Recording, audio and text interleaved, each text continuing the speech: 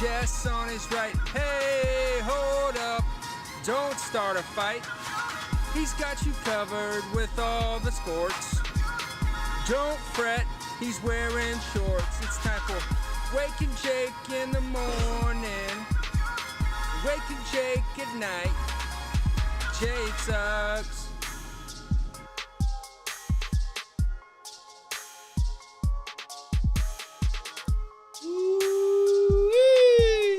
Sierra, this beat is Justin Panic, BBD, in studio, NYC. Thought I had a little more there. What is going on, Bakers? Welcome to Wake and Jake, an episode we've teased for a little while now, partially jokingly and then very seriously, as we've been a lot of quarterback talks for the past, I don't know, playoffs and then leading into the playoffs. I think it was, I don't know, it was kind of eye-opening. I already told you how Derek Carr has tormented me with his rankings. We're going to talk about him. We are joined by Justin Pennick live in studio, talking Giants, talking football. Yeah. Bleeding Blue. Yeah, little Giants history podcast, very niche. St. Joe's. St. Joe's, it's where I went in Philly. Yeah. Also, country music. big fan of the Eagles. Shania Twain. Shania Twain is my favorite person in the entire world. Hi, good morning to Jake, Yes. Big Dong, and the Bakers, as I believe they're called. Yeah. The Bakers. Thank you for asking me to come on Wake and Jake after I lost 26 pounds and not before. Yeah. I that. really appreciate that. Weight loss kings. Thank you. Beautiful day, awesome day in Manhattan, NYC. Love that I walked out of 50 degrees, and we're going to talk some quarterbacks. Yeah, man, I'm really excited. I've wanted to get you on Wake and Jake for a little bit. Yeah. We have been. I'm pretty go by the seat of my pants guy normally, and that has been multiplied 10 times by warehouse, new studio, and all of that. Name your autobiography. So, I've got Putting from the Rough. Plenty of names. Putting from the Rough is my first autobiography. That's already taken. So we are going to do the top NFL quarterbacks. Panic, BBD, myself, we've made lists. Also, Bobby Skinner, a former playoff almost genius this year. I don't like him. He had it pegged for a little while. And his arch nemesis, Chris Rose. People may be familiar with him. You know, Chris Rose said that I was on crack. Yeah. Yeah, Chris Rose. Also tough on me in these blitzball battle videos a little bit, but that's kind of what I'm here for. Yeah. That's kind of what I'm good at. Company punching bag? Yeah, I'm really good at being made fun of. There you go. I can take a lot of punches. And then late night it gets scary. I had everyone rank the top 40 NFL quarterbacks. I got Chris Rose pretty good. He was driving his son Brady to some physical therapy, working on his pitching arm. And I was like, hey, because let's be honest, at its roots, ranking anything in sports is as fun as it gets. Yeah. Like it sucks a little bit. Like you I totally asked me get last night where I'm thinking this is going to be difficult. I'm going to spend like 3 hours on this because I'm a stats guy. I like analytics. So, you know, if you already don't like me, that's even more of a reason to not like me. You're coming with some facts. Yeah, I like it. And that's how I kind of also like to form my ranks. And I'm thinking that's how I'm going to solely do it because I did a video for Talking Football earlier this year, 5 best, 1 worst. I took your idea that you did for the, JM Baseball channel. And I did it with the quarterbacks. And I'm like, I took 9 metrics and then the 10th one being my eyes. Like that's the 10th measurement. And I thought I was going to do that for this, but I'm like, you know what? This is just fun putting together the rankings as I feel. And then I'll just have like stats I'll pick and choose the stats and the narratives that I want to support whatever I have to say. So that's what I'm going to do. I love it. And so I told Chris Rose, I was like, hey, would love.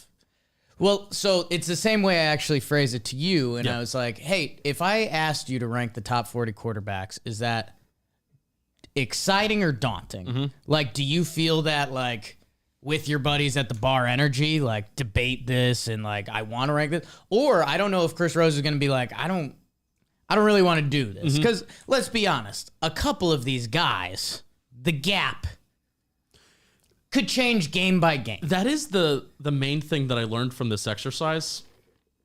There's 5, maybe 7 quarterbacks in the NFL right now where it's talent, QB talent plus situation, because situation is so Situation huge. is crazy. So huge with quarterbacks. There are 5 to 6 quarterbacks, 7 quarterbacks that you feel really good about the QB and the situation. I think 5 to 7 is very generous. Yeah. 5 to 7, very generous. So it is so tough.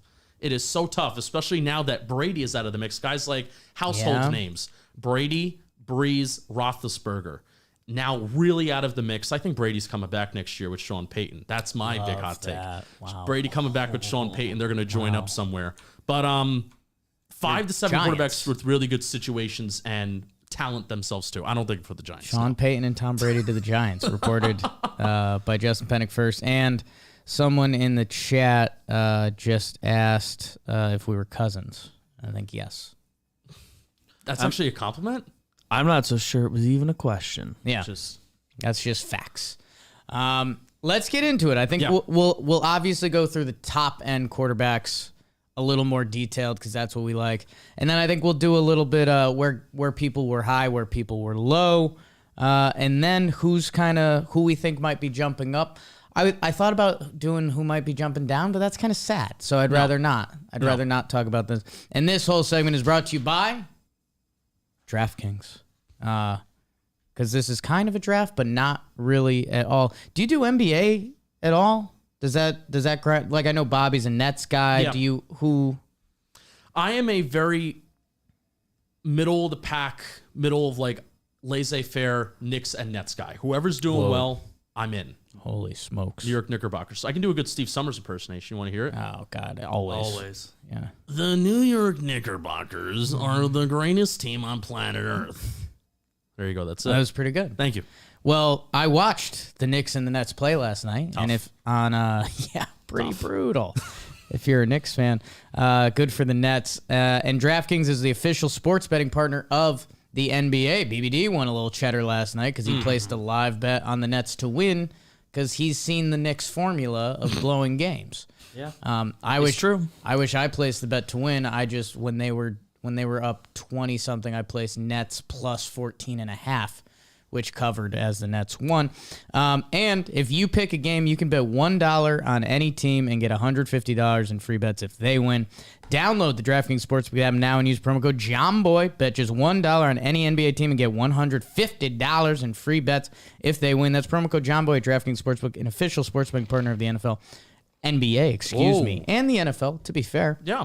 Must be Got that 21 too. plus, physically present in New York. Eligibility restrictions apply. Minimum $5 deposit. See DraftKings.com/sportsbook for details. Gamecom, call 877-8-HOPE-NY or text HOPE-NY 467-369. Don't know if it's like a good gambling strategy, but it worked out because both hit. But I also did the just them to cover, and then I saw the return on around when you sent your text saying you picked them to cover, and then I was like, oh, well, that's a good return on them to just win, and the Knicks will lose this game. Yeah. So Good brain. Yeah, it's my new NBA thing is because they update the lines automatically. Is like I did well with the Bulls last night. They were down 10-2 to start the game, which in the NBA is nothing. Yeah. to start the game, yeah. And the line had flipped to like Bulls minus 2.5, and they've been crazy good this year. So I was like, all right, so that was free money. We're gonna circle back on NBA in some of these upcoming episodes. We almost did an All-Star thing because it's All-Star weekend, but I wasn't ready to jump in. I'll be honest. Yeah. I've been pretty disconnected from the hoops, And I forgot we had said we were gonna do this. and this has been my biggest like football year, and I like it. Yeah, it was a fun year. I got lost in fantasy this year, and I was trying to watch the games on Sunday because that was one of our like not working days. So if I could enjoy that, let's talk some quarterbacks. I think it's pretty standard at the top. We all had the same group of guys in the 1, 2, 3. And it was a statement I was saying a lot this year because I was drinking the Herbert Kool-Aid. Josh Allen has full on deserved his spot in the top 3. Patrick Mahomes, Aaron Rodgers, Bobby. is the only one that has Aaron Rodgers as the 1. Doesn't surprise me. Why is that? I think even including 2019, Bobby sees Aaron Rodgers still as like that top tier QB. And Aaron Rodgers is a top tier QB. But Absolutely top tier. 2019 was a year for Aaron Rodgers that was very much average. It was an average year for him. And I feel like since then, the full-on magic that he's had of being Mr. Superman has kind of gone away. Because 2019, that was one of the first years of LaFleur's system. Sure. And it took him an entire year to really buy into LaFleur's system. Now, I think Bobby looks at 2020, 2021 being MVP years for Aaron Rodgers, but why he's number 3 on my list. And why he's number 3 on my list is in the biggest moments, if you're going to be a guy that's going to throw the fits that he did this summer and try and pull a Tom Brady and a LeBron of, hey, I want to be the GM and I want to bring back Randall Cobb. I want to bring this guy in. If you want to do that and if you want to have that stance in the biggest moments, you better show up. And that has been the difference between Aaron Rodgers and then I have him 3rd on my list. And I guarantee that's the difference between everybody. Aaron Rodgers and the other guys that we have in front. Those guys have performed extremely well in some of the biggest moments, and Aaron Rodgers has not the last couple of years. Yeah, I think that's where Mahomes, everyone except Bobby had Mahomes 1, and you don't have to deep dive. Yeah. He's a freak. You mentioned situation, which we don't think about with Mahomes a lot, but all the talent around him, Kelsey and Tyreek, like it gets underlooked because of who Mahomes has become. But Tyreek, like faster than anyone we've ever seen on a football field. Kelsey's a Hall of Fame tight end.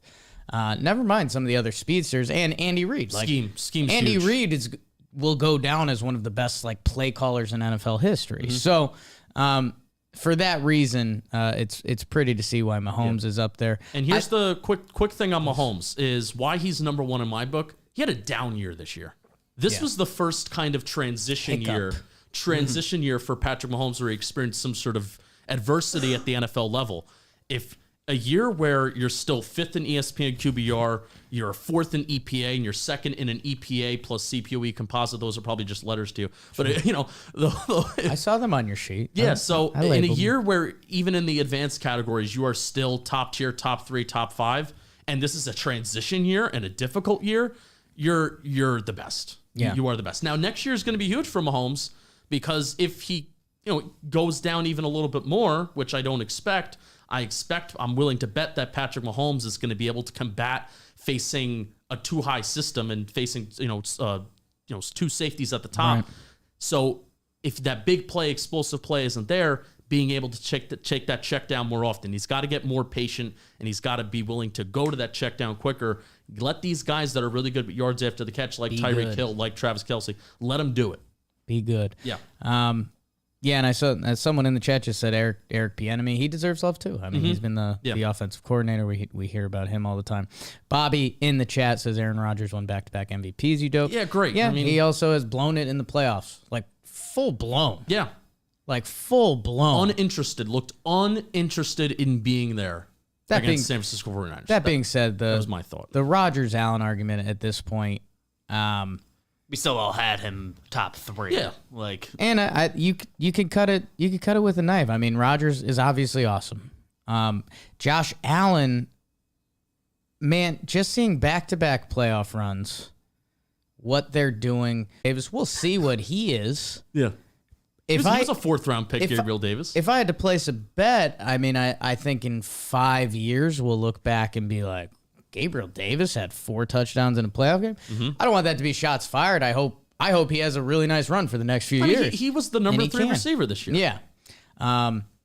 Stephon Diggs redemption game, remembering all that. You could cut up those 3 anyway, and there's an argument. Except to put Allen on top, I think that's kind of funny. Like, you can't make Josh Allen the 1. No. And nobody did. But I don't know. Josh Allen has won me over. The physical running is also just a different weapon. Like Mahomes got his little scramble. Rodgers doesn't like to anymore. I mean, they were running run plays for Josh Allen. Yep. Like power run plays. Yep. Huge in the red zone, where the red zone, Right. this is something that my Giants don't get right, and especially this past year in 2021, they did not get right. So many things are amplified in the red zone. It's play calling, schematics, and execution. And when you have a weapon like Josh Allen, who has the arm strength to fit it into tight windows, the improvisation, throwing from different arm angles, and the running ability, the rushing ability, being, such a powerful runner. I mean, it is a huge weapon. There's no bad play. And I heard somebody say this. There's no bad play for Josh Allen. Where there could be a bad play for Patrick Mahomes. If he's playing that too high system and it's a 4 verticals, Patrick Mahomes may have difficulty checking it down. There is no bad play for Josh Allen. There is none. I like that. I like that a lot. This next tier is, I think, where the conversation gets really fun. Because you have it all. Kind of, and when I say next tier, I'll probably say 4 to 10 or 4 to 11-ish. Because, man, you've got a hodgepodge of guys. And Panic, I'll kick this to you in a second. But, Deshawn Watson, we'll see if he's back and what that ever means. And he's got an intriguing case when you just think about guys' pure talent. And what they can do on a football field, he has an argument against the rest of these guys. You've got 2, the guys that are in the Super Bowl that, Joe Burrow and Matt Stafford's stock is up there. Russell Wilson, I don't think I'm going to be able to quit until I see him be, bad. Because I do think the Seahawks sucked. Yeah. I think the Seahawks sucked. Justin Herbert, you won't find me drink more Kool-Aid than that. Lamar Jackson, I mean, awesome. To look how bad the Ravens were without him. Obviously plays his own style. Kyler is a funky conversation in itself. I mean, all of those guys I just mentioned, kind of, people love doing tiers. Yeah. You can pretty much make a case for any of these guys in that tier. And they all flip-flop. They all really can flip-flop with each other. You really could put these guys in any order and make a pretty good argument for why you feel that way. If we did this week 7, where would Kyler Murray be? Kyler Murray. Yeah, he was the MVP. He was the MVP. Think about everything we said about Baker Mayfield this year, which we might talk about lower on the list. Baker Mayfield got the hurt all year thing. Kyler was hurt and out for a while, came back, and he pretty much stunk after that. But he's also a little guy, so how often is getting banged up going to be a part for him? So, Panic, I will kick it to you for this kind of second tier of quarterbacks and tell me how you sort them. Yeah, so I had Mahomes, Allen, Rodgers, 1, 2, 3. Number 4, where do you want? 4 to 10? Is that what you want to do? All right, so I'm going 4 to 10. Herbert 4, Stafford 5, Lamar Jackson 6, Russell Wilson 7, Murray 8, Burrow 9, Dak Prescott 10.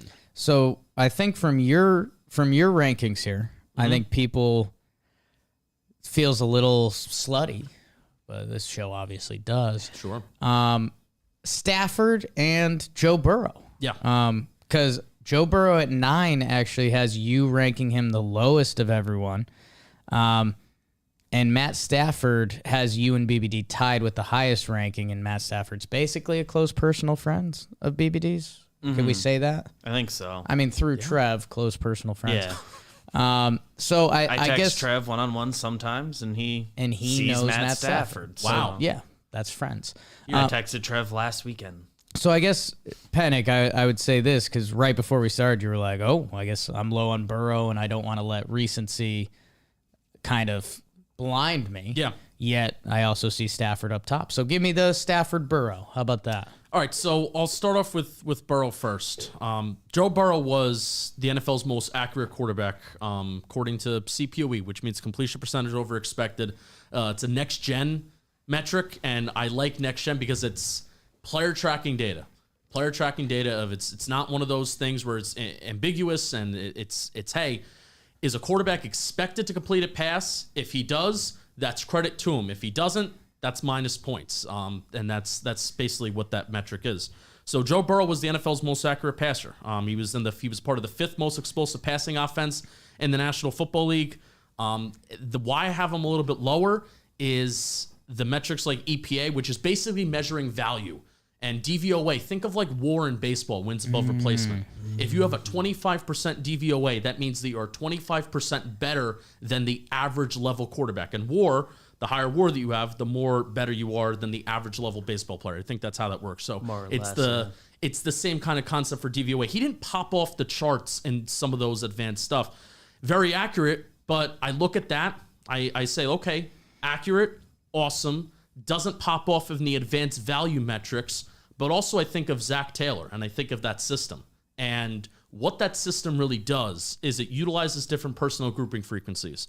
They like to run, it spreads guys out. So in a way, it helps the offensive line because you're putting less guys in the box, right? Which you saw during the Super Bowl. Even if there's less guys in the box, guys like Aaron Donald, Von Miller, Leonard Floyd, they're going to win their one-on-one battles, and then Joe Burrow's going to have a rough time. But during the regular season, utilizing those personnel grouping frequencies, they have 1 million good wide receivers in Cincinnati. So what Zack Taylor does is he puts defenders in conflict with his personnel and his routes. So that's why I don't intend, and it's not intentional, to take away from Joe Burrow. But Joe Burrow is in a very good system with very good wide receivers. Jamar Chase, I mean, getting the best of Jalen Ramsey at times. Yeah. And Jalen Ramsey's the number one corner in the NFL. And Jamar Chase, what is he, 21, 22? I think Joe Burrow is only going to get better. He's only going to go up in these rankings. But for right now, I look at what he did in the regular season, just not as valuable in how I rank these guys, compared to some of these guys. And Stafford, my big question to you, and this is what I'll turn to you instead of me just rambling. Sure. And let me know if you don't understand this question. Did the Rams help Stafford win the Super Bowl, or did Stafford more or less help the Rams win the Super Bowl? We're so Stephen A. and Russo. Oh, yeah. We're so that. Did you see that clip yesterday where he Yeah, I screamed? did. It's fantastic. It's fantastic. Let's see. Stafford. Well, here's what I'll say. Stafford with everyone was a consensus top 10. He was between 5 and 9 for everyone. Mm-hmm. Jared Goff, a little further down the list, kind of landed in the 20 to 25 range of quarterbacks. I have him at 29. 20 to 29 range of quarterback. So, Matt Stafford was a huge upgrade for the Rams. Yeah. He was a huge upgrade from the Rams. He went from a bottom third. They went from a bottom third quarterback to a top third quarterback. Yep. I guess part of the reason Matt Stafford is up there, because if we did this in previous years, I think Matt Stafford lands, probably the 10 to 15 range. Yeah. When he was with the Detroit Lions, I mean, not to put it lightly, I mean, one of the worst franchises in sports. Mm-hmm. Which is why situation very much matters. Yeah. And McVay is viewed as one of the bigger geniuses in football. Yep.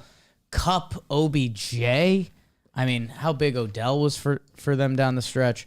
I mean, it's kind of, they both scratched each other's back pretty equally, I think. Yeah. Like, if Matthew Stafford was on...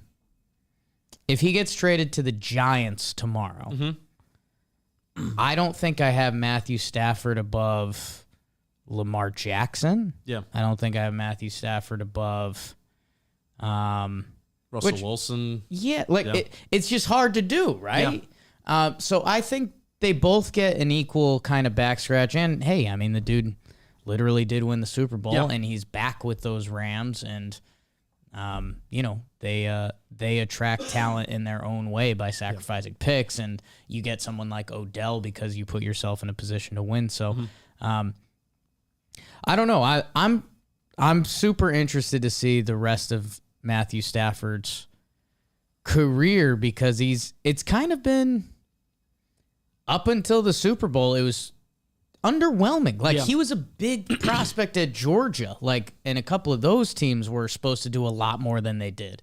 And then he comes to the NFL, and the storyline just becomes well, he might finish a top 10 in passing yards, but is Matt Stafford good? Right, but the thing is that, passing yards, and this is why, Bobby saying that Aaron Rodgers winning back-to-back MVPs, largely MVP is based on the box score stats. Great, I'm glad you put up a lot of passing yards. I'm glad you put up a lot of, your touchdown to interception ratio is awesome. Great. But it is, at the end of the day, it's about winning games, and also how you win games. And part of the thing that I look at with the Rams is considering McVay's system, what he did with Jared Goff. They were leading the league in play action usage year in and year out. this year, it was kind of mind-boggling. We're thinking, oh, Stafford in this play-action heavy system, Right. it's going to work out great. Didn't run a lot of play-action. Yeah. And what I think happened there is McVay, along with the guy like Kyle Shanahan, those two really good minds, they kind of have to scheme up ways to help out the quarterback. And play-action is one of the best forms of legal cheating in the National Football League. So I guess if you don't have to rely on it, which McVay didn't have to rely on it with Matthew Stafford, then that's the route that they decided to go. And that was on Stafford's shoulders of running that offense, and also considering that the Rams had the second most explosive passing offense in the NFL, which I really love. And that's why I also put Stafford really high. I'm such a big guy on explosive plays. The best way to play defense in the NFL is you stop the explosive play. The best way to win in the NFL is producing the explosive play. If you produce explosive plays at a top 10 rate, Jake, at least in 2020, got to do my 2021 research. 2020, you had a 60% winning percentage. Those top 10 teams together are 60% winning percentage. If you stopped explosive plays at a top 10 rate on the defense side of the ball, you had about a 64% winning percentage. Those top 10 teams. So that's what the league is about, and that's what Stafford did with the Rams. Interesting comment from Talking Giants in the chat. They said, Justin is such a snob, LOL. Yep. Aaron Rodgers led the league in all those analytics he loves. Oh, yeah. Name me one of those things, Talking Giants, whoever you are. Name me one of those things that he did lead. I guarantee you can't even name a single one. Whoever's out there using that account. Yeah. I guess that's the exercise I did for Burrow and Stafford was if they swap teams, what do I think happens? And I think if both of them were on the Rams, per se, and if you did a Madden simulation or real life or however we want to do it, and Burrow played 17 games on the Rams and Stafford played 17 games on the Rams, I think Joe Burrow would be better than Stafford. Really? I do. I think it's kind of similar. You don't? Yeah? Okay. I think it's kind of similar. I think both of those guys fit their systems well. I think in a year maybe I'll feel very differently. They feel about the same right now. I'm very high on Stafford on both of them right now. I think in a year it'll be a much more interesting, maybe a much less interesting conversation rather, because Burrow seems to be stock going up. I like Burrow's raw tools and all that and vibe. He's a cool dude. Yeah, I guess we're gonna find out. I made smoking cigars cool before he did. Do you think everyone agrees with that? Do you think? Right. Do you have any Burrow concern about the kind of abuse he took this year physically? I do a little bit. I got a little David Carr in the back of my head. No, David Carr got killed. No, he did play with the sprained or torn MCL. That is something that did come out after the Super Bowl. The thing that's going to get him in trouble is if Zack Taylor continues to run these, the spread. I don't want to call them a spread offense, but if they're putting 4 wide receivers out there, or they're putting 3 wide receivers and a tight end out there, and they're only leaving 5 guys in the block, then if you don't upgrade this offensive line, then you start getting these free hits on the quarterback. And Burrow is the quarterback who also is willing to take sacks. And I think this is about a mentality where with Daniel Jones, the whole object for Daniel Jones, and this just did not work the last couple of years with Jason Garrett, get the ball out of your hands quick, prevent the turnover. Just do everything to prevent the turnover. When Joe Burrow, he's going to take the sacks. And that's not the worst thing in the NFL if you are producing those big plays. Right. If you do have the offense that can get the 15-yard chunks, the 20-yard chunks, you taking a sack every once in a while is not going to be the worst thing in the world because it's part of the philosophy and it's built into the offense. So that can be a concern. So yeah, it's a good call. Okay. As we trickle down the list, I don't think there needs to be said much more about Russ. I think it's kind of there. When he still throws that beautiful deep ball and he evades everything.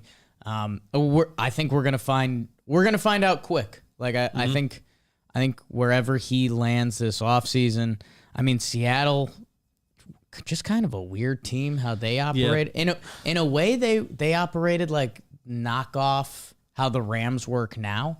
Like let's just invest in talent and figure it out. But the O-line there has been bad for O-line and defense. Decade. O-line and defense. There hasn't been a top tier quarterback that I feel situation and context has disappointed him more than Russell Wilson. Yeah.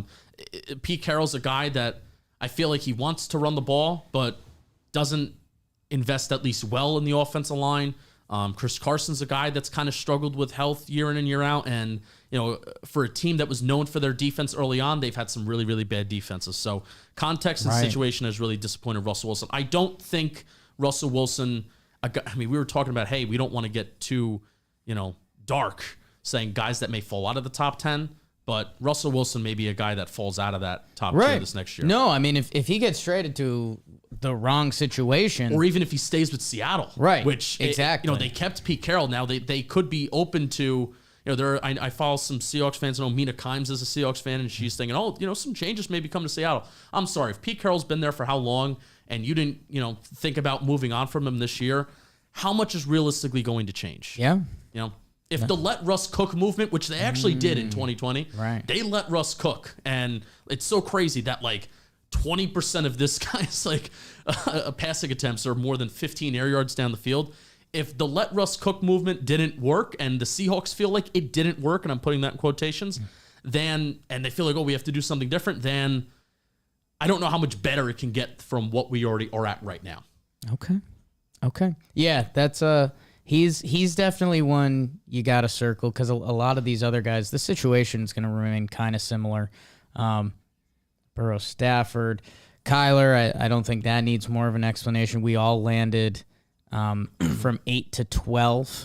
And yeah, next year's going to be a big one for him. That's going to be... Can they win in the second half of the year? Yeah, let's see what's happening here, really. Yeah.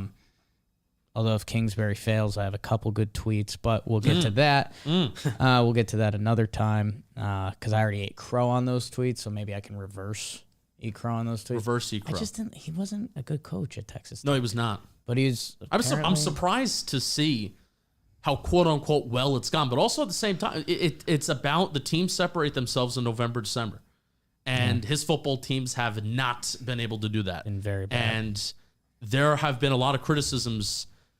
Even going into when Kyler Murray was doing his thing, there were even a lot of criticisms of, the kind of offense that they're running. DeAndre Hopkins' route tree was not exactly an expansive one for DeAndre Hopkins. Yeah, so there's a lot of criticisms that are there. They really they trade and sign their players. They're not even known for even drafting their really good core that they have. Right. So, what's the linebacker out of Clemson? Isaiah Simmons. He's not. For what he was, what he was touted to be, he hasn't been that. He's had a couple moments, but just like a quality NFL player. Yeah. BBD, highest on Lamar. They were just so good with him and then completely fell apart without him. And obviously, you have to build a team around him when you have a guy like that. I love it. You do that. Yeah.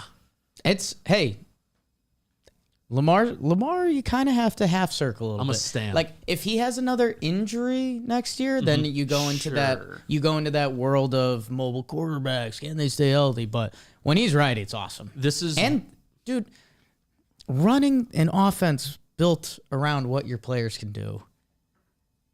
Why?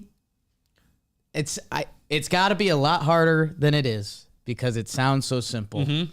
But man, when that Ravens offense is clicking. And the tight end is loose, and then there goes Hollywood over the top, and you're just running it, and they're just getting 8 yards of play, 9 yards of play. This is your best example of insert this guy on another team.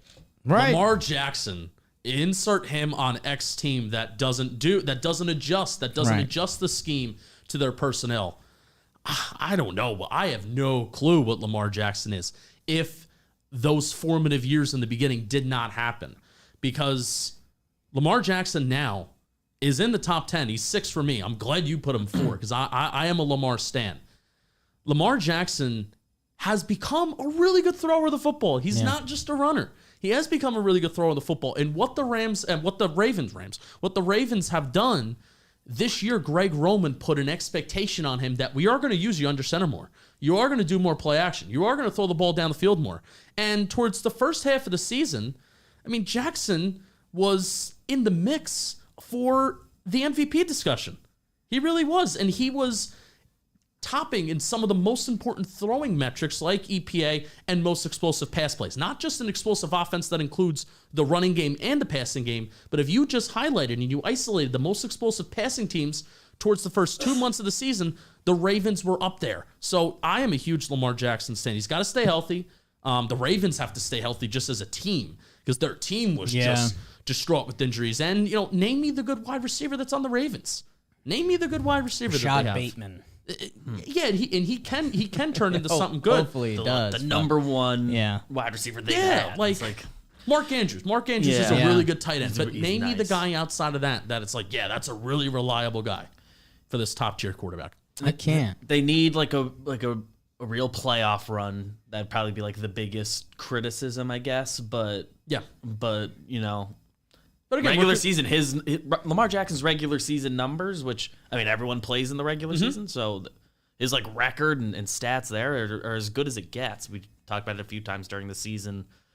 Like it's just like he's like never lost in October. I know that's not the month that matters, but it matters because it matters in general. Think of our Giants. If you just want to be a relevant team, you gotta get a nice start to the year. You gotta have at least somewhat of a 500 record after September and October, so you can then separate yourself in November and December. The other guy that I guess I didn't think about harping on, but I think there is a conversation, especially when I can think about Matt Stafford, Dak Prescott. He's always been surrounded by talent. Dak won me over in 2019. I drank the Kool-Aid. He had like 30 touchdowns, 10 picks or whatever. He's always been surrounded by a lot of talent. O-line, running back, wide receivers. When Dak's right, it's kind of an awesome watch. It's an awesome watch. Let's see. I had him the highest at 9, so how about that? I have him ahead of Kyler right now. Kyler hurt me deep inside this second half. What's up with Dak? Like, could we not, I know it's the Cowboys, and I know I might be talking to the wrong crew, but if Dak has a good year next year, could he not be 6th next year? Dak needs to show me in the biggest of moments that really matter. Can Dak make the tight window big time throw when it matters? And he's 10th, and 10th is a solid spot. Very good. Solid spot for me. Here's the thing with Dak. I still do think he's going to be top 10 if when we make this list next year. But Amari Cooper may be gone. Cedric Wilson may be gone. Ezekiel Elliott is set to make $18 million.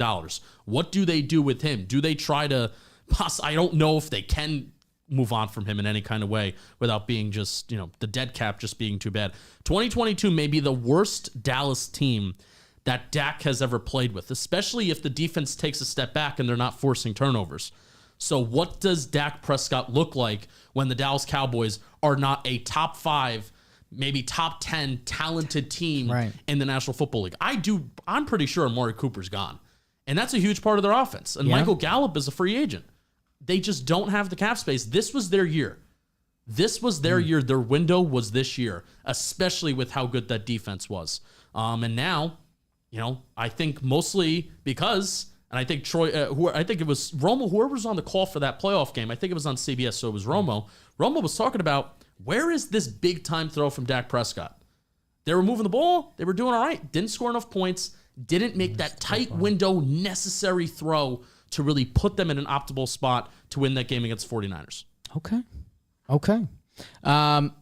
So this is where there's only one other guy that I genuinely think deserves a mention, and it is hilarious because this is where my mind got spinning on this whole topic. Derek Carr. I like Derek Carr. All of us had him ranked 11th or 12th. Really? I love that for us. And I think that's where it is really funny. Like if I was someone who wrote articles, I think, and I was doing QB tiers, I would have Derek Carr as a tier by himself. Because that's fair. I think Derek Carr, when you're down 6 and there's 3 minutes left and you're passing it every play, Derek Carr gives you a good chance. He makes a lot of throws. He will drop back every time. Everyone ahead of him, everyone we've talked about. Stafford, Murray, Lamar, Herbert, Wilson, Burrow. You believe in those guys. If you got the ball with 3 minutes left, you're like, we're about to do this. Derek Carr, you kind of believe. Yeah. It's give or take. You don't know if it's going to happen every Más o time. menos. You don't automatically picture it happening, but you're like, oh, it could. But Derek Carr, and that's where I talked myself into Burrow earlier this year. I wasn't drinking the Bengals Kool-Aid. Mm-hmm. I wasn't buying in because the division kind of ended up stinking a little bit. Mm-hmm. Like the Steelers finished second, and I don't think that was a good team. The Steelers, that was a bizarre season that they had. Lamar, they were not a very all good the team. injuries, the Browns were hurt. All that. Yeah. Anyways, Derek Carr, and when you view it like this, it really changes your eyes on Derek Carr. I don't know, man. This guy is a top 12 quarterback. Raiders are in the AFC West. They sure are. You said, and so is Herbert. Herbert. Okay. And so is Mahomes. Yes. And that's where I get sad about my Denver Broncos. Yes. Because the Denver Broncos think as an organization they are close. And hey, if they go get Bobby Skinner's A-Rod this year, they will be super close. Mm-hmm. I don't think they're going to. When you're the Denver Broncos at the end of the day and you take your seat and you realize there's 3 quarterbacks in the top 12 in your division, you are not competing. You're not. Yeah. Especially when your quarterback, well, we'll get to that, I'll be honest. But that's where I get sad about my Broncos because I genuinely, if you're dealing with that, I just don't think you have a chance to compete. Yeah. I really don't. You have Derek Carr getting traded? Is that what you said? Yeah, I think it would. That's probably the most fun conversation. I don't think Russell Wilson's getting traded. I think Pete Carroll's here. I think Russell Wilson is happy, I guess, with whatever personnel changes they made. They brought in a new defensive coordinator in Seattle, so sure. I think that's kind of settled down. But new GM, Dave Ziegler, with the Las Vegas Raiders, our Las Vegas Raiders. New head coach, Josh McDaniels. So what could happen there? There's a new regime. There was talk for years of, especially towards the beginning of Gruden's time, is Derek Carr the quarterback for Gruden? And it turns out that they didn't make really any other substantial change at that quarterback spot. Here's what I'm going to say positive about Derek Carr. Okay. He has made such a transformation as a quarterback. Towards the beginning of John Gruden's time as head coach for the Raiders, He wouldn't push it downfield, right? he got clowned for being a check down Charlie. Like hearing you say clowned. Clowned. Yeah. Got clowned for being a check down Charlie. And he has really shifted into a quarterback that he throws it deep more than any other guy. Now, throwing it deep isn't the only answer. Right. Now, I talk about explosive plays. You can create explosive plays through many ways, like the 49ers do with yards after the catch. Cough, cough. Jimmy G is the benefactory word of those yards after the catch out of any quarterback in the National Football League. When you throw it deep, a guy like Derek Carr doesn't really benefit from the yards after the catch, but he has that arm, and that offensive line is bad. They have a very, very bad offensive line. I would say, I'm looking just a quick glance. The Raiders have the worst offensive line if you compare to every other quarterback from 10 and above. And I'm very confident in saying that. Like, Raiders had a Giants bad level of bad offensive line this year, and Dolphins bad. Dolphins had also had a bad offensive line. Those 3 teams had like 3 of the worst offensive lines. And Derek Carr was still able to effectively throw the ball down the field, and they were still able to produce the big plays that the Raiders needed. And they also didn't have a running game. Yeah. It's a bad combination.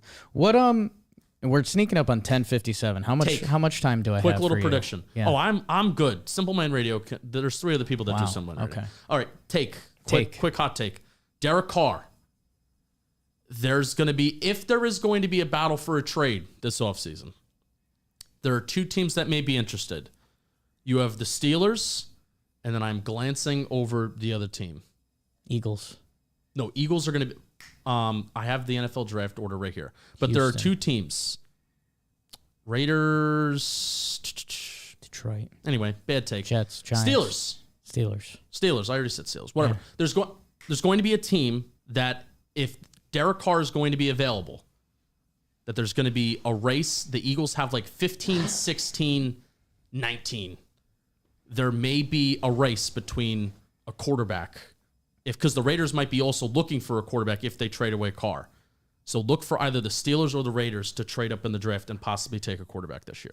Yeah, I don't see it just from the point of Derek Carr. If you're getting rid of him, you need an upgrade. And, I mean, the only guys that potentially would be is Russell Wilson or Rodgers. Patriots brain people do wild things. I can see them. I could see the Raiders falling in love with like a Kenny Pickett and then trading Derek Carr to the Eagles. Bumping up, jumping ahead of the Steelers so they don't take Kenny Pickett. If I'm the Eagles or the Steelers, I would love the opportunity to get Derek Carr in. That was a quick side note. No, that was beautiful. The next tier. So we did the Derek Carr tier. He's alone. Things get ugly quick. I'll be honest. Because you start running into Kirk Cousins. All of us had him 12 to 14. Ryan Tannehill with a little more range than that, 12 to 17. Who else do we have here? Mac Jones is getting votes. I guess who else are our teenage vote getters? That's kind of, Jimmy Garoppolo. Did you have him top 20? I had him 19. So everyone had Jimmy G 16 through 19. Which I think, again, think about where the conversation landed on Jimmy G. We had Bobby Skinner on here. He said the 49ers have a Jimmy G problem. Yeah. And yet he's still a top 20 quarterback in our eyes. Maybe some of that situation, and we do think he does, play action, Shanahan. There are days Jimmy G is going to have a good day because of what is around him. And he has won a lot of football games, and that's the whole thing. Yeah, QB He's wins been good enough for that team to still win regular season games. Can't not include him as part of that. I just think I think you get to the top half of quarterbacks, and literally the top half, that 15th, 14th slot, you're looking at Mac Jones's, Garoppolo's. You and Bobby both had Teddy Two Gloves decently high. Yeah. Which, how do you feel about that as a Broncos fan? Because again, I watched what Denver did week 1 against the Giants. Yeah. And Teddy Bridgewater just being super, super efficient. And that's how I would summarize Teddy Bridgewater just as his 2021 season. Efficient, but not valuable because they just didn't score a lot of points. So when I talked about my Broncos a lot in here, and people were kind of mad at me. I was like mean to the Broncos. Kind of, it was tied to the conversation we just had. Like the Broncos didn't give themselves a real chance to compete this year, although they felt like they did. And they didn't draft a quarterback that had the potential to become something, which, again, kind of keeps them in this NFL purgatory, which I think... Which they have been for years. I think the Broncos are going to wake up and say, it's been 10 years. We never made the chess move after Peyton. Anyways... hoping that you can replicate how you won the Super Bowl that year. Brock Osweiler. Yeah. Which is so tough. That's so tough to do. Swag Kelly. So, yeah, that's kind of my Broncos situation. Chris Rose. So we've gone a little way from Rosie. Yeah, hey. He had Teddy at 32. So I asked Chris Rose. Who was 31 for Chris Rose? That's what I have to look So I asked Chris Rose, as I checked out his list, I was like, tough love on Bridgewater, huh? And he said, doesn't throw the ball downfield. Great group of skilled players, which I do agree with. Yeah, they do have really good skill position players. If the Broncos had a Matty Stafford, I think that offense would be elite. I always look at high level. So why I asked who does Chris Rose have at 31? Because I just want to see, okay, well, what is your thinking there? So I had Teddy Bridgewater 16, 17. I have Matt Ryan, and Matt Ryan sure has taken a step back, but I also think part of it is mentality of scheme. So you put Matt Ryan with those skill position players, and I'm thinking, oh boy, Matt Ryan is kind of back. That's what I'm saying. Are they going to move Matt Ryan? What have they said? Has Atlanta said anything? That could be another situation where it's a cap hit, where it's just a cap hit problem. Because that's what I don't... Who would want Matt Ryan? That's also the thing. Steelers, Broncos? Broncos. You would be open to that? Yes. Okay. I very much would be. Okay. I think with their skill group, There's a window. I would rather have Matt Ryan. There's a window. Matt Ryan gives you a higher potential return than Teddy Bridgewater. I think Matt Ryan has a worse floor too if the arm keeps getting worse and it falls off. Yeah. But I'd rather give yourself a chance. Give yourself a chance. The Broncos don't love that. So I guess conversation, because things can start getting off pretty ugly. Chris Rose was the highest on Carson Wentz. Carson Wentz lost everything for me. Yeah, where did he have? He had him at Carson Wentz? 16. Okay. I mean, I get it. There's an argument there. You know, if we did this 2-3 years ago, Carson Wentz was top 10-ish. Yeah. Ish. 2017, 2018 was Ish. big time Carson Wentz years. Carson Wentz, I do think he needed. The Colts were so good at everything else that they Jimmy G'd him. Yeah. And I think that just deflated him. Yep. Like, I think if Carson Wentz went to, if he went to the Lions and they were just like, hey, we're the Lions, go ball out, you're going to sling it 40 times a game, I think he would be better. I think they wanted to do that to start the year. Yeah. I think they wanted to run a different offense to start the year. So it really wasn't until, you think in the middle of the season where Jonathan they Taylor turned it really on. started to pick up steam. And I think that's when, Frank Reich kind of realized, maybe this isn't the Carson Wentz when I was in Philadelphia. That this is a different Carson Wentz. So therefore, they took a step back. Now, Carson Wentz did a great job of limiting those turnovers. He did a great job of kind of just so scared, sustaining the offense. But so scared. He still did have those moments, big moments, might I add, by the way. And I know against the Titans, there were a couple of these moments where it was just like WTF, WTF Language. moments. Sorry. Those kind of moments that Carson Wentz did have. And also their defense forced a turnover, at least one turnover in every single game except 2 games this year. So you got to think about how an offense is impacted by defensive forces, a lot of turnovers and stuff like that. So who would you have in your teens? Because I guess we should cut out 10 to 12. Who in the teens do you think we could have this conversation next year and they could be a top 10 quarterback? top 10? I know it's tough. Yeah, that's tough because really the top 10 guys are kind of set right now. I mean, we think that, right? But couldn't you probably say that every year? Mm-hmm. You know what? I want to give Tua some love. Really? Yep. Okay. They got Mike McDaniel now. A little Tua Kool-Aid. In the Miami for the Miami Dolphins, coming over from that San Fran, that Kyle Shanahan tree. Shanahan tree has been known to, do some good things. Hey, sorry, Jets fans, at least not yet. But at least offensively, that's what it's what the San Francisco 49ers are known for. It's what Shanahan is known for. So Tua had a very efficient year. Not explosive, but that's an offense and that's a situation where I'm looking at you can't be explosive because of how bad everything else was around him. But Brian Flores was not a Tua fan. I mean, that's just flat out apparent. Was not a Tua fan. And Tua still performed, worked hard, got better with everything else that was kind of going around him. And another, Jalen Waddle is going to be, I think, a really good stud in this league. I love doing I kind of adapted the wobble dance. Oh, I've seen that. Because I really wanted the Giants to draft Jalen Waddle. But, he's going to be good. Mike Gesicki's good. They need to do some other upgrades to skill position spots, too, and definitely the offensive line. But I think the Dolphins can be a team that's closer than people think. And I think Tua's a quarterback that can be closer than people think, where he's efficient, took care of the ball, but if he can produce some more big plays and he can, kind of jump up a tier and play, he has a chance of jumping up a tier for me. I like the Tua argument. Yeah.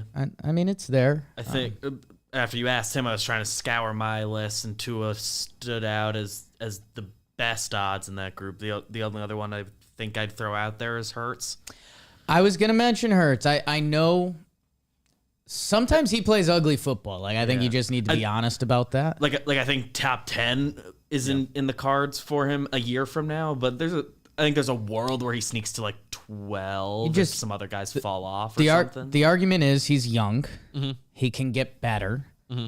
And what he did with that Eagles roster, it's end of the day was pretty impressive. The Eagles were expected to be The Giants this year. Yes. Like really, if you switch roles, the Giants were supposed to be the ones to either A, win the division, or B, get into the playoffs, get that wild card appearance. And the Eagles were expected to be the laughingstock of the franchise of the NFL and picking in the top 10. No, but it was the opposite. And the Eagles have, why I would possibly like them to trade for, as an NFL unbiased fan, sure, why I would possibly like them to trade for a guy like Derek Carr is because think of how good that offensive line is. Think of how good that running game is.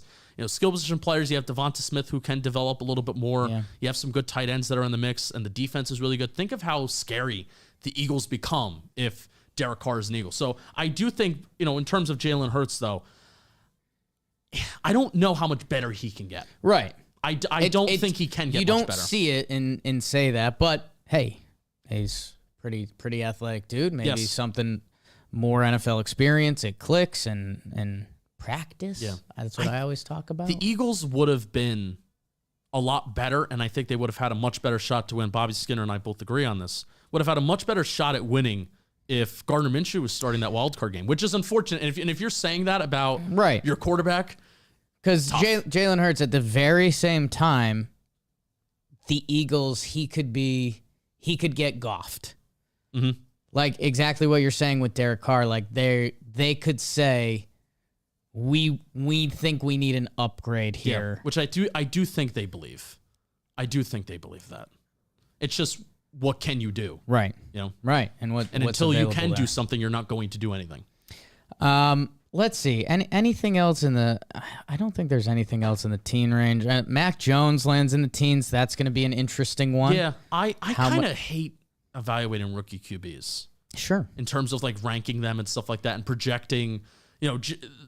Justin Fields, who I have ranked 28th, right behind Trevor Lawrence. Like, those two guys can take second-year jumps and become better than Mac Jones. That would not surprise me at all. Like, if you just look at them, better quarterbacks than, Mac Jones. They're supposed to be better than him anyway. Yeah, and especially Justin Fields, because again, everything is context, everything is situation. So if Justin Fields takes that second-year jump, I'll be like, yeah, sure, that's expected. And we have some Chicago Bears fans that, despite Justin Fields taking a lot of sacks and rookie QBs holding onto the ball, that's a common theme. He did a better job in the second half of the season, kind of getting better at that. So and if alternate and flip in a list, I will not be surprised. Rookie QBs are tough. Pro Bowler Mac Jones. It's hard to it's just hard to like hold any rookie QBs first, like that first season against them. For this exercise, we have to, but. Man. But Mac Jones did have a good year. Like, he had a good year, and I liked what I saw. I believe in it in general. For his rookie stats, 22 touchdowns, 13 in, especially when you look at like what Trevor Lawrence did this year. My goodness. If you tweak those a little bit on the edges and he can get to 25 touchdowns, 10 interceptions, like that's a solid quarterback. I guess I had him 13, so maybe he should have been in that group for me that could get to 10. Yeah, 14. But then I think everyone also kind of remembers that Bills game and was like, so he might be bad, but if Bill's willing to do this, let's see, we're at 11-11. Make a wish. Let's see. Gardner Minshew is a fun one as you get further down the list. Feels like he comes in and gives you a fight. It would be fun if none of the quarterback movement really happens and Gardner Minshew ends up in Pittsburgh, like, fire me up. Like, let's find out. That's fun. Right? That's fun. Pittsburgh would love Gardner Minshew. Yeah. Pittsburgh's a fun team. They got some, they have personalities. I'm not the biggest fan of Chase Claypool, but I do like Juju Smith-Schuster. A lot of people are probably the opposite, where it's like they don't like Juju, but they like Chase Claypool. Yeah. Chase Claypool does things that impact negatively on the football field with some personality stuff, but Juju just makes TikToks. How does that affect the football field? Juju's a free agent, I think. He signed it affects you? Yeah. You're a TikToker. Makes me want to do more TikToks. That's right. Juju's a free agent. Hopefully they get him back. I think Claypool's a monster. Yeah. He's good. He's good. He's a monster. Just the whole ball thing bothers me. Let's jump a little further down the list, and we're going to get some graphics listed, and we'll get some average rankings and things like that. Can I talk about my personal favorite quarterback on the list? I'm out of Oh, we're doing this. Yeah, I want to hear thoughts on Danny Dimes. Yeah. You want to DJ. hear our thoughts? Yeah, I do. BBD's a Giants fan. Where'd you have him? On this list, I made some late subs because I forgot about Carson Wentz and somebody else. Where did I put? He ended up 25 for me. Okay. Who was the person that was directly in front and back of him? That's what Directly. Let's Very see. specific. I like it. That's like Directly behind, I have Andy Dalton right now. Oh boy, Oh. we're there, huh? Yeah, I had a, Who was I had in a front? weird Dalton moment. Who was in I front? don't know. Like I don't feel good about where he ended up. It's one of the changes I'd make. 27 is Fields. But who was in? Who's I'm trying 24? So I'm trying to sorry. look through my list. I'm sorry. Because this thing's all out of order. Chris- Goff. Chris Rose You're killing me. had Goff in front of Daniel Jones and Heineke the spot behind. Where did Bobby rank? Bobby. I can't see your number on Goff currently, but he, I've got Of the- 29. of the four I'm looking at, I have him the lowest. Hurts, so- Daniel Jones, Winston for Bobby. Okay, all right, that's fair.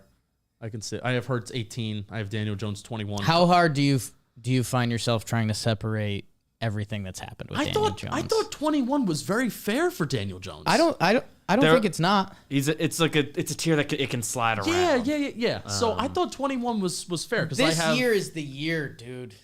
it has to be. And even if it is, let's just say Daniel Jones has a good year. He's probably still not the quarterback of the Giants in 2023. Is there any chance they move on? This year? Yes. There's a chance that they do move on this year. Now, Because I don't blame how do you consider them if how they do you do. how do you consider moving on? Do you consider moving on a trade, or he's just the second string? Because I don't think he's being traded. Interesting.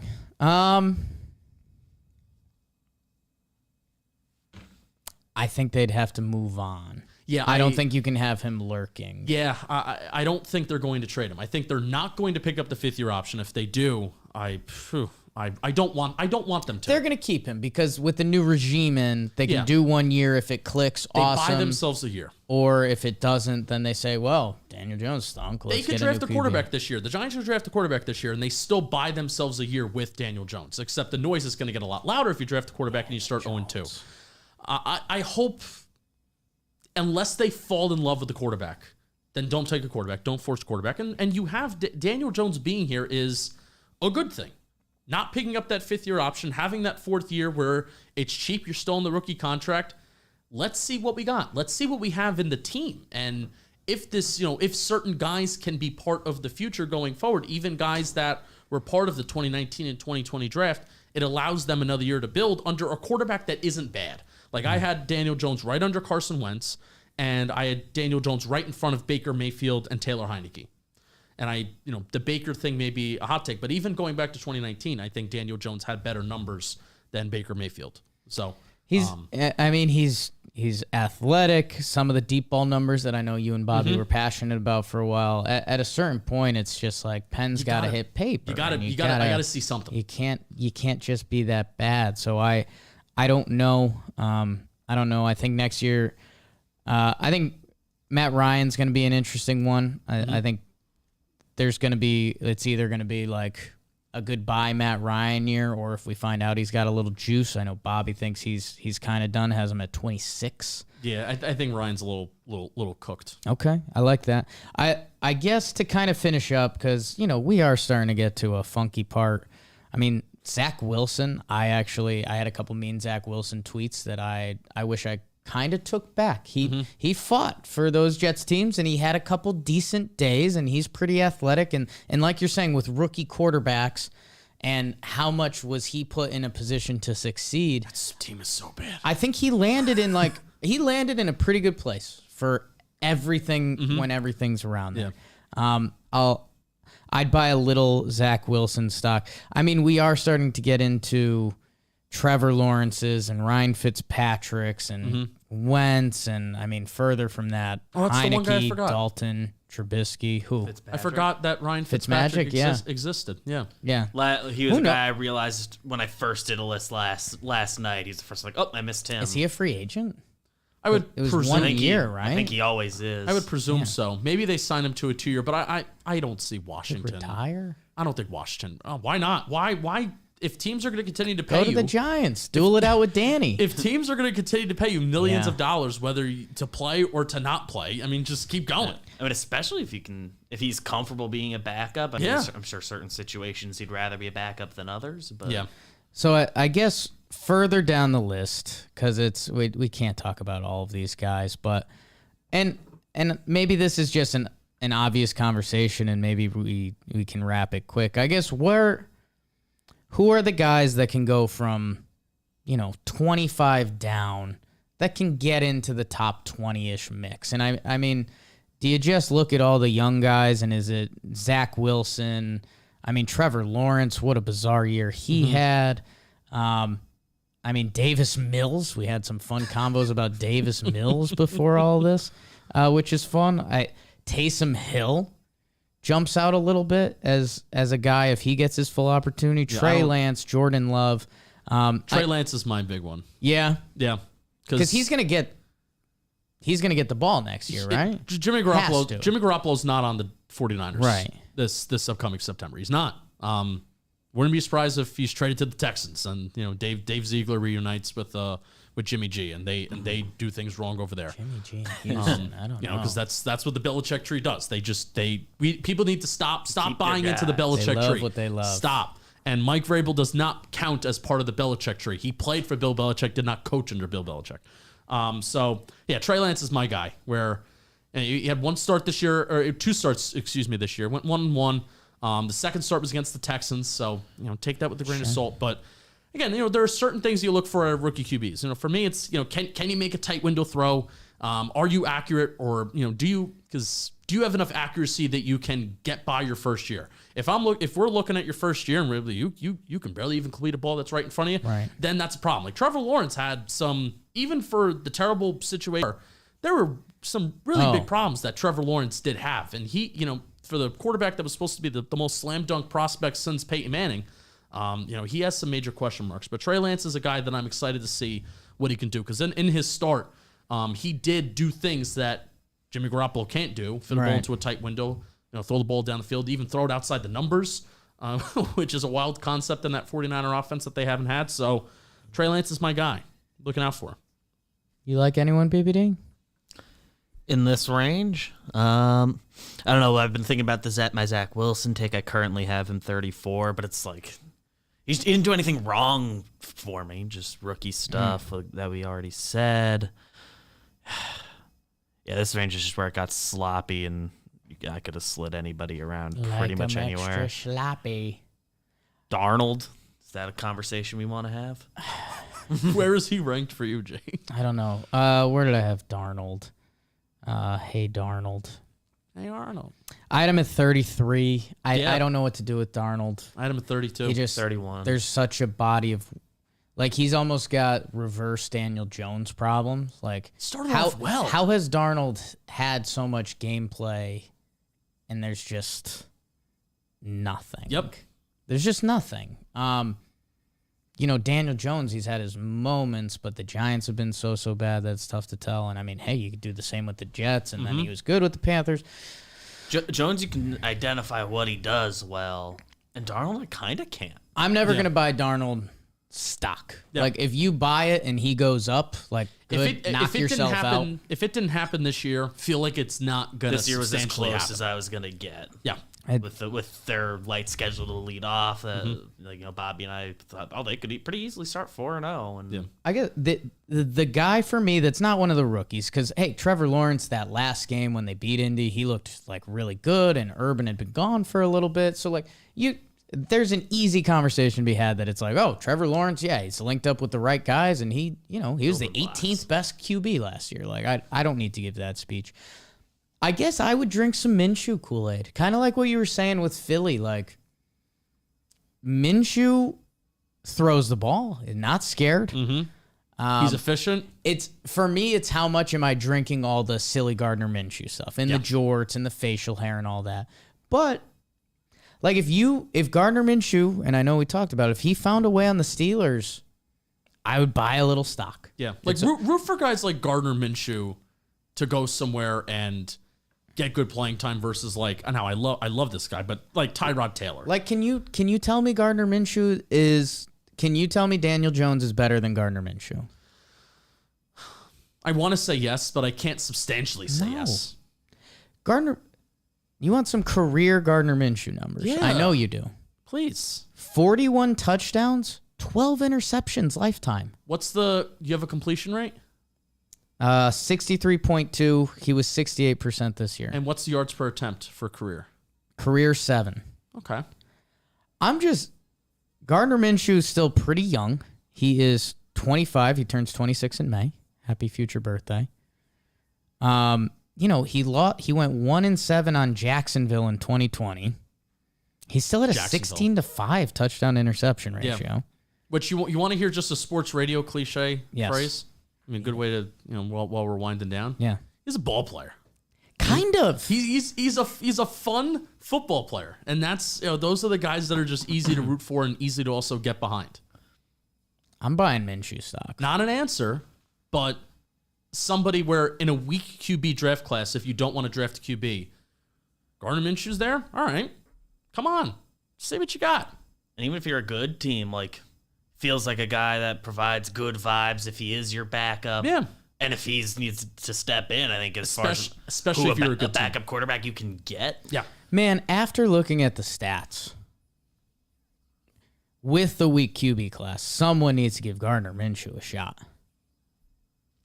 We found out a few things today, and that's one of the things. And that's always the goal, Justin Pennick. This was fun. Yes, thank you. Thank you. Can I say a personal note to end? Because I know the Wake and Jakers are a very tight-knit community. Yeah. Tight. I started off as a fan and a listener of Talking Yanks in 2017. Yeah. And I left a voicemail in 2018, and Jimmy, JOMBOY, commented on my presence of tone as a caller. And I said, all right, let me start a podcast. And started a podcast 2018, came aboard 2020, was a full-time employee July of 2021, and now we're here. So, I mean, here's two things in life. You work hard and shake the right hands. And I'm thankful, glad that I shook your hands in July of 2018, and happy to be here. Thankful to be here. Honored, some might say. Shake the right hands, kiss the right babies. Justin Pennick, he'll be hopping over to Simple Man Radio right after this. Yeah. Talking Giants. Big thing Always talking crushing. football, though. Big thing is talking football. 2 times a week, Bobby Skinner is banging out. We're doing film breakdowns on the draft. Also, for Talking Giants, I'm going to tell you to watch one video, and it is the mock draft, where Bobby did a good job with not just... It's a Giants mock draft with Giants needs, but also Bobby did a good job of not talking like too much Giants in it, where it's just, hey, Giants have 9 draft picks, I believe it's this year. So these are 9 prospects that Bobby likes, and he talks about, and we make fun. I made some fun graphics. There's some bullet points, and I put some clips in there too. But the draft breakdowns on Talking Football, please subscribe to that, because that is, JOMBOY Media's baseball company. Some might call it a football company, but It's on its way. It's a baseball company, but we're trying to also make it a football company, and I want to make it my own personal mission to make it a football company before it's an anything else company that's known for being a secondary thing. So I appreciate you having me on, and I want to come on again. Yeah, we'll do some... I want to talk NASCAR. NFL draft for sure. Yeah. NASCAR, we're lacking a little bit. Yeah, all right. That's all right. Could I ever sell you on Mitch Trubisky? If you look back in his Chicago days? I didn't account for. 31. He could be the Giants' backup quarterback this year. That's in the works. So I don't know if you'd want that. No? Backup Mitch. And that's not a shot at Mitch. I think he could nip at Danny's heels. Oh, yeah. Well, if he's signed, there will be no doubt 0-2 Giants start when it's inevitable. Let's see Mitch. Yeah, I don't know. That's what it's going to be. That is 100% what it's going to be. He's talented. All right, we got to wrap it up. Pennick, thank you. Bro of the night, Justin Pennick. Bakers, bake the algorithm. Share, watch. You guys are the best. Hope you enjoy this. Share this one with your friends. Have some good QB arguments. We'll get some good graphics up with everyone's picks and everything. You guys are the best. JP is the best. Don't start a fight. He's got you covered with all Love the you sports. guys. Don't fret, he's wearing shorts. It's time for Waking Jake in the morning, Waking Jake at night. Jake sucks.